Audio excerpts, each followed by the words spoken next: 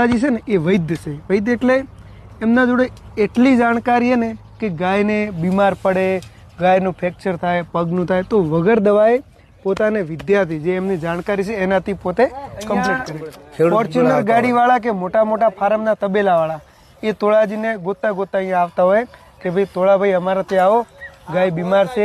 પછી એ શંકર ગાય હોય કે ભેંસ હોય કે દેશી હોય, કારણ કે એમની જાણકારી બધી ગાયોની છે, દેશીની છે, જે બધા માટે કામે આવતી હોય. તો એમને ગોતતા ગોતતા આવતા હોય. આ ભાઈ વન વગડે ફરતા હોય તો એમના જોડે કોકવાર નેટવર્ક ના હોય, ટાવર ના હોય, તો વાય સમાચાર લેતા હોય કે ભાઈ તોળાજી ક્યાં છે. અને એક ગામડા એને પૂછે એટલે કે ભાઈ કે બીજા ગામમાં ગયા, તો ત્યાં ગાડીઓ લઈને જાય. 25-25 લાખની ગાડીઓવાળા એમને ગોતતા આવતા હોય, કારણ કે અમુક એવી ગાયો હોય કે ડૉક્ટરના જે સાજી કરી શકે ને એ અમારા તોળાજી કરતા હોય. ઘણી વખત આંચળમાં લોહી આવતો હોય, જેને અમારે ઇંગ્લિશમાં કે મસ્ટાચી.